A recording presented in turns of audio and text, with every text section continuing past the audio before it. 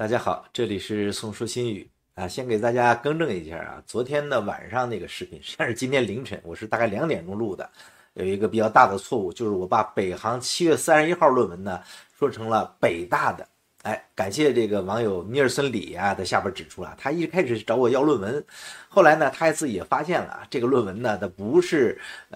北大的，是北航的。我是怎么弄错的呢？我给大家看一下我弄错的过程啊。我呢是在 YouTube 上刷的时候呢，因为我呢 IP 是日本的 IP 嘛，经常用日本 IP， 所以呢他就给我推荐了这么一个日本的叫 Airstat Lab 啊这么一个实验室的这个网页。哎，它这里边就有这么个图，那日文我也听不懂，我看见有北大的标志，我一下兴奋了，哎，北大都做实验了，还悄悄的。但是我就开始搜，我就拿这几个作者的名字去搜，哎，一搜呢，搜到这个论文了。但是我对了一下，我就对了前面几个人的名字，我看一致，没看后边还有一个北航 University， 你太坑人了，你北航也不能叫北航 University 是吧？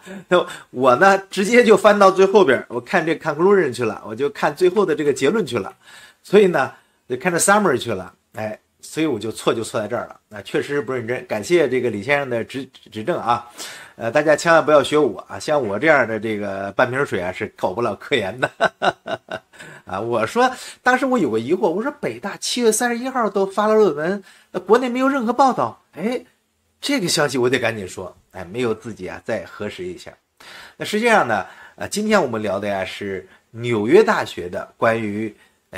这个。新的就是史文超导的他们一个评论啊，纽约大学的量子实验室啊，对这个事情呢有个评论。那么我们也查了一下这个纽约大学的实验室，我怕我再弄错呀。是这样的，我从网页上搜到的呢，上海竟然也有纽约大学，这个事儿就比较有意思了。我们看一下上海纽约大学浅滩校区啊，因为我们是按照这位老师叫 Tim， 按照他的这个信息。我们找到了这个上海纽约大学浅滩校区，就在上海浦东哦，啊，现在看起来这个中外办学啊是一直是在往前走，啊，原来是华东师大和纽约大学合办的这么一个国际这个合作的学校啊，它是美国纽约大学和中国华东师大合作创办，是教育部批准设立的中外合作办学的全日制普通本科高校。嘿嘿嘿，你就是说在上海就能上纽约大学的本科，可能还有很多别的大学也有啊，在宁波好像也有，这个事儿让我觉得挺新鲜的。那么这 YouTube 这个频道啊，就是纽约大学的量子实验室这位 Tim 伯恩斯教授、副教授他的一个讲解，他关于这一次韩国史文超导的这个进展他讲了他的看法，带领他的同学们，我们先看一下他讲了什么。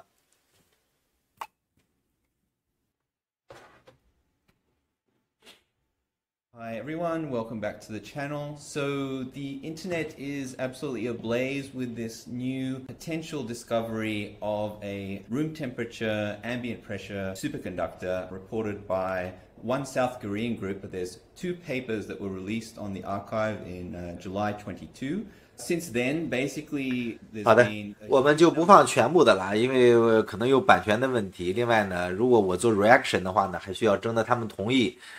这个就比较麻烦。那么我会把这个网址呢贴到下边就是这位 Tim 教授。那这个 Tim 教授呢，他的这个整个的视频很长，26分多钟他讲了为什么这个严肃科学界就是真正的搞这个研究的这些科学家呢，对这个成果的持怀疑和批评态度的原因。那么他这个讲座分了几部分他分析了这次史文超导事件对整个世界的影响，包括这个股票社交媒体新闻各个大学等等。第二个呢，他还指出了这个论文呢，就是他们看到的一些问题，但是别人在之前也讲出来过再一个呢，就是讲了历史上一些著名的这个超导的问题或者案例那这里边呢，我们看到的呢，就第一个，他说这个论文的写作质量还是有问题的，有很多语法和不清楚的表达因为论文的作者来自一个神秘的商业公司不是一个公认的研究机构或者大学，而且这个大学的这个机构的网站呢也没法访问了。那么论文中的一个作者呢，在未经其他2位作者同意下提交了论文，导致这个 archive 里边出现了2个版本的论文。那论文中呢说他们从1999年就开始研究这种材料，直到今天才发现它有超导性。那么他对这一点呢，他是持一个比较疑惑态度，他觉得这让人难以相信。就是从大家现在看到这个实验过程来说，好像没那么难啊，你20年憋了个大招吗？是这样的。另外呢，他就是说回顾了这个很多的这个室温超导的那个案例，就包括最著名的这个1989年这个弗莱希曼和伯恩斯声称发现了冷核聚变的事件，以及后面被证明错误和欺骗的过程。这个就和我们昨天说的那个恩瑞事件，法国那个恩瑞是有点像的，他也是用科学史上一些失败的例子来佐证说这个东西会不会，他们这次发现会不会也是这个情况。那么这个讲座呢，就是说，里边有很多的比较细的东西，比如说他也提到了迪亚兹在2020年 Nature 那个论文撤稿的那个案例，也是室温超导的。他这里边呢，就是对于这个电阻啊，就是论文里边电阻测量里边呢，重点给大家讲一些，因为他是个老师嘛，所以他就讲了一讲，就是说零电阻他们当时测量的论文里边有什么问题。他说这边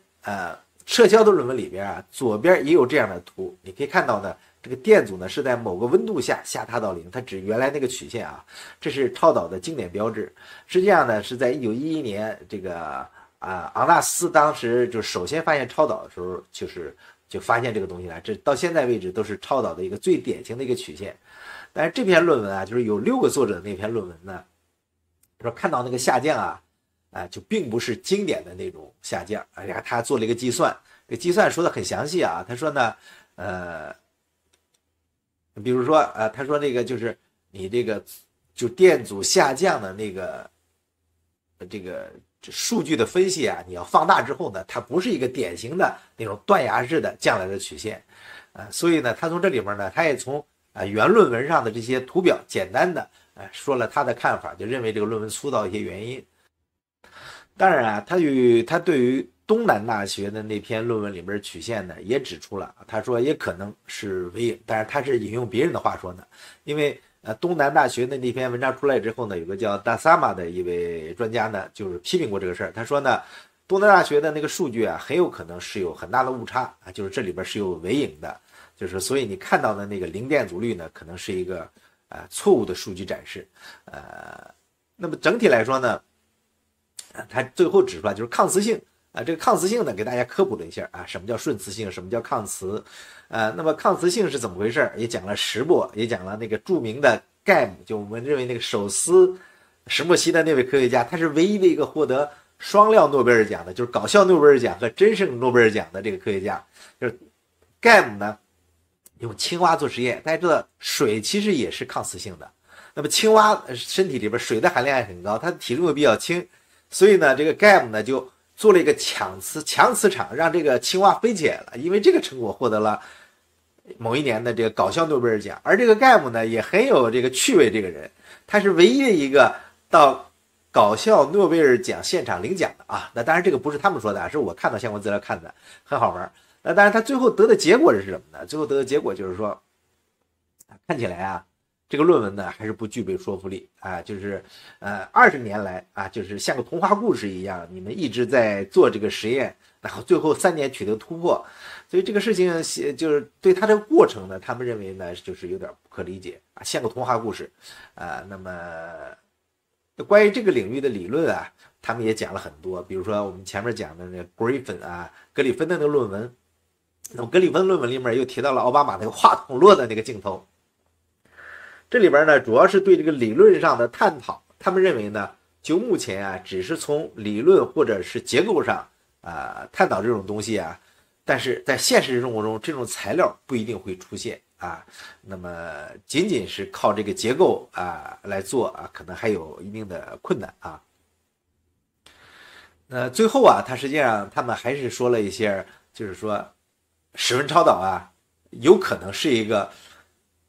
能成功的事儿，但是呢，他表示谨慎的乐观。另外呢，他也说呢，不要根据什么学校、什么出身来谈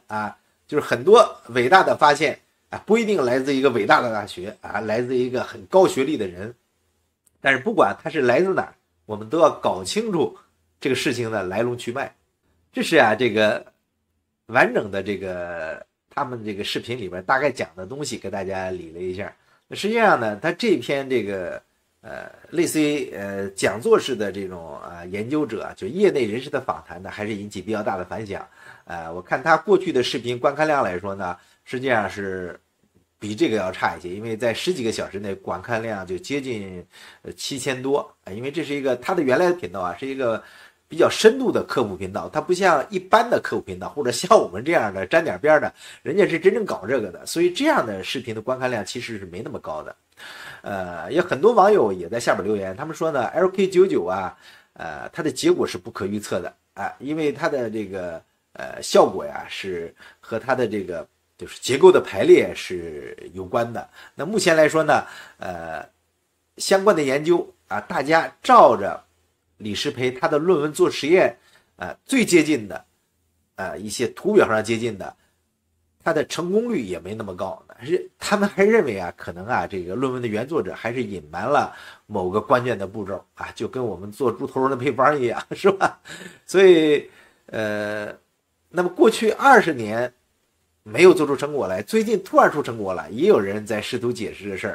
儿，可能呢，他们一直在完善这个事儿啊。最早的时候呢，他们只有这个一个直觉上的接近，后来呢，他们得到资助之后呢，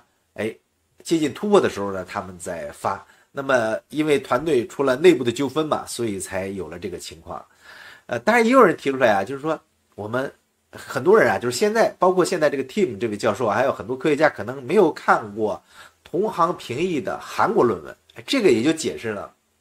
为什么韩国本土啊对这事不是很热情。因为早在年初啊4月份吧，就有人就是说他们就用韩语发表过这个论文，也经过了韩国同行的评议。那现在这些讲英语的专家们呢，看的是英文版的 arXiv 的这个论文呢，实际上 arXiv 论文里边韩语的论文啊，可能数据更全一点啊，那些图表啊也更详细一点，还有一些其他的附加信息，比如像比热容量啊，还有其他的一些电阻力测量的这个东西，而且噪声呢也小很多。这个事儿呢就说明什么呢？现在为什么这些韩国的科学家对这事不热情，就是因为之前他们可能看过这样的东西，或者他们基本上在自己直觉上就把这个事儿给否定了。另外呢，也没有得到过 Nature 的认可，所以大家对这个事儿就不太热心了。这也是为什么有人很着急的要把这个发出来。他自己笃信这是超导体，但是呢，被韩国的科学界已经给否认了。那么他们自己要向世界发声，让世界科学家看到我们的成果啊，就是这么一个故事。实际上，那个网站关闭啊，是因为流量的一部分原因，更多的原因是因为什么呢？他们在网页上有一个网页呢，提出他们和很多韩国的一些巨头机构有合作，像什么 LG、三星啊这些有合作。那这些机构呢都说没有合作呀，所以呢，怕引起纠纷，他们就把这个网站呢暂时关闭了，估计会修改一下啊，或者达成一个新的协议。那么现在呢，确实是我们就是从目前来说呀，这个事儿，这位科学家啊，他呢，就 Tim 啊，他对这个 Tim 老师呢，对做这个视频的原因，也是因为解答为什么主流科学界对这个事情表示冷静，或者是疑惑，或者是挑剔，而普通人又这么热情啊！这里边实际上，我觉得就是短视频时代啊，网络时代是一个推手。很多事情啊，在过去，比如说在纸质传媒时代，那是不可思议的，那是一种单向的沟通。到了网页时代 ，Web 2.0 时代，人们之间的这种沟通信息的传递也很有限。等到了这个视频时代，特别是短视频时代，这种病毒式的分发。很多人都让我说一下抖音上手搓这个 LK99 的这个视频。对不起啊，这个抖音上这个视频啊，我还真没看，有时间我看一下，我看他们怎么手搓的。就是说这种病毒性传播啊，就是和科学家闷起头来做实验形成一个特别强烈的对比，所以呢，这就带来了戏剧性，带来了这种视觉上的这种冲击力。我们现在就处于这么一个非常不稳定的或者歇斯底里这个时代，我们比较困惑，看到这消息之后呢，就想知道根本是什么，不想想我们自己看不看得过这个密度泛函数，是吧？懂不懂一些超导的基本知识？所以呢，我们这样的这个看起来在讲科普的，实际上呢，我们是关注热点的频道，倒是有了一定流量。实际上，我对凝聚态物理对超导之前没有任何研究，也就是在看这些论文，似懂非懂啊。说实话，看维基百科的一些知识，看一些百科知识啊，丰富一下，跟大家聊聊。哎，那么像我这样的，说实话，在这个讲这个超导里边，还算是理中客呢，不算太偏向于某一部分，太偏于某一部分。但是我这里边错误依然很多。这不今天早上还说了吗？我把论文的作者出处都给看错了。所以现在确实需要这些有批判性的眼光的专业人士来给我们提出更多建议来。哎，短视频媒体、大众媒体不停的往里加火，添风这个山火。那么科学家呢，应该以一个更冷静的观点向大家介绍。哎，这样的话呢，我们才能在这些碰撞中，在这些对撞中呢，哎，能够找到这个事情的一些除了科学之外别的东西。到现在我还一直认为，就是 LKK 我们讲 LK99， 为什么又多了个 K 呢？将来这个成果如果成立，一定是3个人的。我觉得 LKK 李诗培、金志勋和美国那个金教授，还有韩国的那位全英完。全英完呢，他那个名字呢也是第一个字 KWON 也是 K， 那金教授 Kim 也是 K。至于后边第3个 K 会是哪个 K， 这个事还说不好。我觉得可能大概率是那位威廉玛丽学校的金教授，因为在07年、08年的时候就认为他的这个研究成果很多成果已经接近于诺贝尔奖的这个候选人的水平了。那么这个金教授他在接受韩联社采访就是应该说当地最韩联社还是应该是韩国的一个最重要的媒体采访的时候，他说 LK99 的抗磁性超过了石墨的3000多倍，是3520多倍还是3250多倍我忘了哈。就这个事情是没法解释的。所以金教授呢，一定是拿到了纯度更高的 LK99 资料，表现出了强烈的抗磁性。就这种抗磁性没法解释，所以呢，他们这个团队里边还是笃信 LK99 它是靠谱的。我呢是看了这个金教授的这个访谈之后，我对这个 LK99 的信心呢又略微足了一点，因为单从 L 和 K 李诗培和金志勋2位来说，他们在韩国凝聚态研究来说算是小字辈儿，是吧？那么韩国这些学阀这些大学那么歧视他们是正常的。那这种歧视实际上也会被我们接纳他们在韩国也不是很出名的，那在世界上就更不出名了，对吧？那这位金教授他就是出名的，他就从一定角度上来给我们背书了这个事儿的靠谱性。实际上 LK 那俩兄弟找到另外一个 K， 就有金教授，也是因为这个原因，也是因为在韩国不被认可，所以就找到美国的更有说服力的科学家来背书这个事儿。但是到现在为止这个事情子弹还在飞。那第一波实验的结果我们说了那么台大也出来了，其他人出来了，很多人的结果呢都不理想。这不理想的原因，一个可能就是说，可能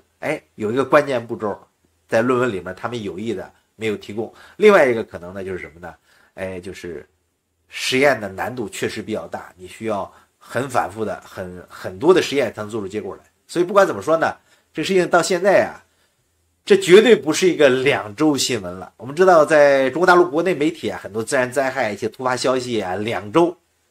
基本上有政府的强烈参与的情况下，2周也会平掉了，无论是好的还是不好的。但是这个事儿大家看到从7月22号开始到现在8月6号已经远远超过这时间了，它还在发酵那么主流科学界呢再往里边泼冷水，再提出各种各样的疑惑中国的科学家呢也给予了很大的热情，实际上世界其他地方呢也给予了一些热情。但是呢主流的凝聚态物理研究的这些超导研究的大佬也可能他们也在悄悄做实验，他们都还没有发生的。所以我们让子弹再飞一段时间，我们会看到更多更有意思的结果。这也是我关注这个话题的原因。谢谢大家收看，咱们下次再见，拜拜。